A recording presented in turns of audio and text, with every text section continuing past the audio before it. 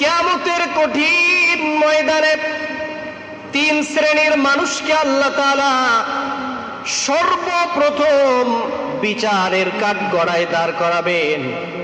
তার মধ্যে এক শ্রেণীর মানুষ হবে তারা যারা কোরআনুল কারীমের হাফেজ ছিল।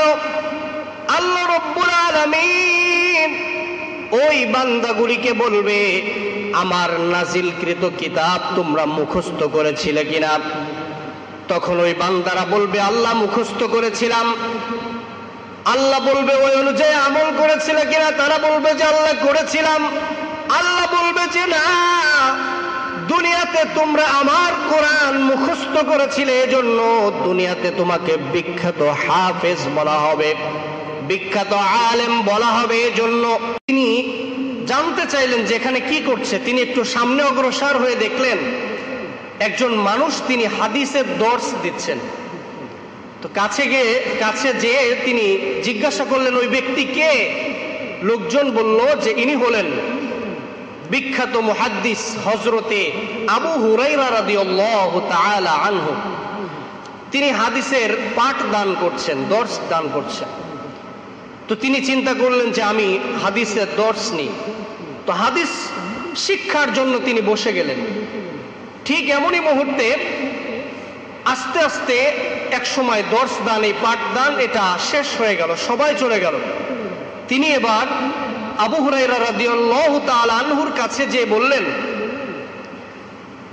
আপনি রাসূলের বিখ্যাত একজন সাহাবী কে বলবেন যেই হাদিসটা একেবারে রাসূল সাল্লাল্লাহু আলাইহি ওয়াসাল্লামের জবান থেকে আপনি শুনেছেন, এবং এই হাদিসের মধ্যে কিছু স্বতন্ত্র বৈশিষ্ট্য থাকবে।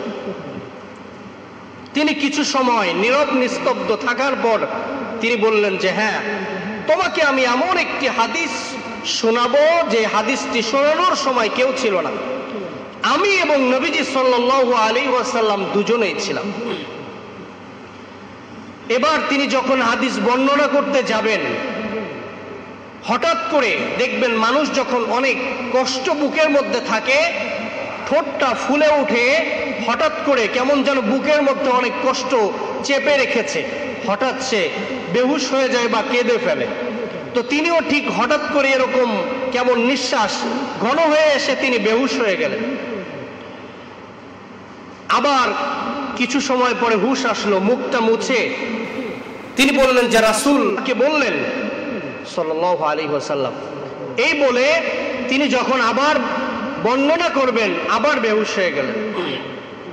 আবার যখন তিনি বলবেন, আবার বেহুশ হয়ে গেলেন। এভাবে তিনবার হলো। তৃতীয় নম্বরের বার যে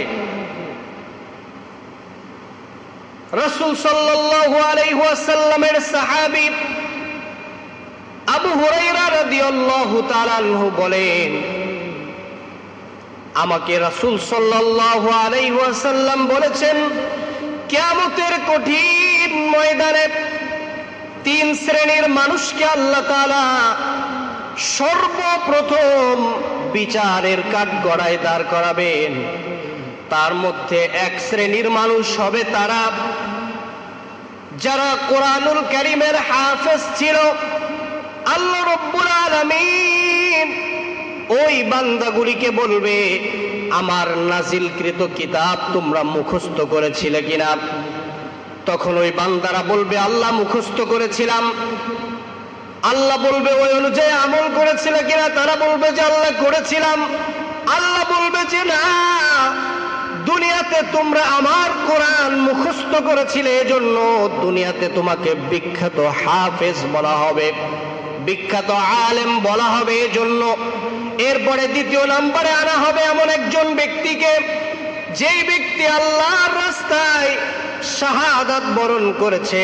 যখন তাকেও জিজ্ঞাসা করা হবে, কেন তুমি আমার রাস্তায় শাহাদাত বরণ করেছিলে? ওই ব্যক্তি বলবে, আল্লাহ রাজি এবং খুশির জন্য তোমার রাস্তায় শাহাদাত বরণ করেছিলাম। আল্লাহ বলবে যে না, মিথ্যা কথা, তুমি এজন্যই আমার রাস্তায় যুদ্ধ করেছিলে। লোকে তোমাকে বিশাল বীর বলবে, এটাই তোমার উদ্দেশ্য ছিল। তৃতীয় নম্বরে একজন দানশীল ব্যক্তিকে আনা হবে, যেই ব্যক্তি দুনিয়াতে লক্ষ লক্ষ কোটি কোটি টাকা দান করেছে। আল্লাহ তাআলা তাকে যখন নিয়ে আসবেন, আনার পরে ওই ব্যক্তি বলবে, আল্লাহ তোমার রাজি এবং খুশির জন্য তোমার মাল থেকে আমি ব্যয় করেছি। আল্লাহ বলবে, বান্দা মিথ্যা বলিস না। ফেরেশতারাও বলবে, আল্লাহ তোমার এই বান্দা মিথ্যা বলছে, তার উদ্দেশ্য ছিল মানুষ তাকে দানবীর বলবে। আল্লাহ তাআলা বলবে, কিয়ামতের এই কঠিন ময়দানে এই হাফেজ, এই আলেম এবং এই শহীদ এবং এই দানবীর যারা আমার রাজি খুশির জন্য কিছুই করে নাই, দুনিয়াতে যারা তাকওয়া আল্লাহর ভয় এটা নিয়ে যারা ইবাদত বন্দেগী কিছুই আমার জন্য করে নাই, আজকে কিয়ামতের ময়দানে শাস্তির জন্য যেই জাহান্নাম আমি আল্লাহ তাআলা লক্ষ লক্ষ বছর আগে তৈরি করে রেখেছি, ওই জাহান্নাম এই 3 শ্রেণীর মানুষ দিয়ে আজকে আমি উদ্বোধন করব। এই হাদিস বলতে যে বিখ্যাত সাহাবী আবু হুরায়রা রাদিয়াল্লাহু তাআলা আনহু 3 বার বেহুশ হয়ে গিয়েছে। এজন্য আজ আলোচনা থেকে একটি শিক্ষা, জীবন চলে যাবে, সারা পৃথিবী আমার বিপক্ষে চলে যাবে, কে ভালো বললো কে খারাপ বললো আমার দেখার দরকার নাই। একটাই কথা, একটাই চিন্তা, একটাই কামনা, যা করব সব একমাত্র আল্লাহর রাজি এবং খুশির জন্য করব। আপনারা সকলে পারবেন তো ইনশাআল্লাহ? আল্লাহ তাআলা সকলকে তৌফিক দান করুন, আমিন।